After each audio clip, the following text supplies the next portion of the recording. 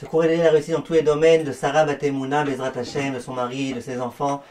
Beaucoup de Nachat, Bezrat Hashem, de Gidusha. J'aimerais aujourd'hui donner un enseignement à toutes les femmes mariées et vous dire la chose suivante. On se trouve en ce moment en hiver. Je ne sais pas si vous savez combien de femmes me téléphonent et me disent on était en hiver, j'ai pas vu le temps passer et j'ai raté mon Hefsek Tahara. J'ai pas fait mon Hefsek Tahara en temps et en heure. J'aurais dû faire cette vérification qu'on fait quand on veut se purifier pour son mari et j'ai pas eu le temps de la faire, j'ai pas réussi à la faire. En général, je demande à ces femmes-là, mais vous avez peut-être fait quelque chose au moins le matin, une petite vérification, quelque chose?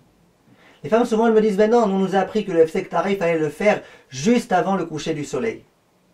Donc moralité, quelquefois il y a des femmes qui me disent, 2 jours, 3 jours d'affilée, elles ont loupé ce moment précis parce qu'il y avait les enfants, parce qu'il y avait du stress, parce qu'il y avait...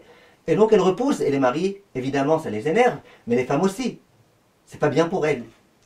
Hors question, qu'est-ce que je conseille? Alors je vais vous dire la vérité.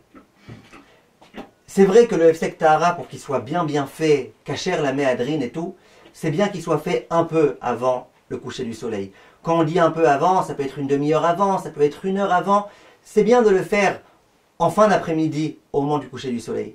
Simplement une femme qui se connaît et qu'elle sait qu'elle risque d'oublier.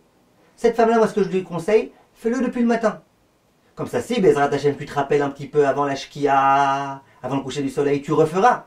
Mais au pire, si tu as oublié, tu auras au moins celui du matin qui, s'il est sorti propre, il pourra être valide. Or, c'est vrai que c'est pas le top du top de le faire le matin, mais ça marche quand même a posteriori.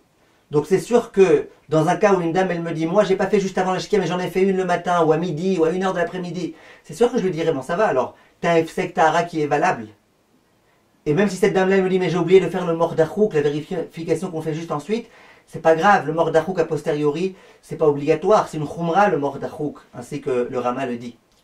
Donc je vous donne un conseil, surtout en hiver, même en été. Bien sûr, mettez des réveils dans votre téléphone pour vous rappeler qu'il faut faire le Hefsek Tahara. Bien sûr, faites ce que vous pouvez, mais si en tous les cas vous voyez depuis le matin ou depuis le midi que vous êtes propre et que vous pouvez faire une bdika et que vous savez qu'ensuite les heures de l'après-midi c'est des heures toujours tellement stressées que vous risquez d'en venir à oublier, alors faites déjà une vérification le matin ou à midi ou dès que vous vous souvenez. Si ensuite vous pouvez refaire, refaites. Si vous ne pouvez pas, au moins vous aurez déjà fait une première vérification. Kol tov et be'atzlacha.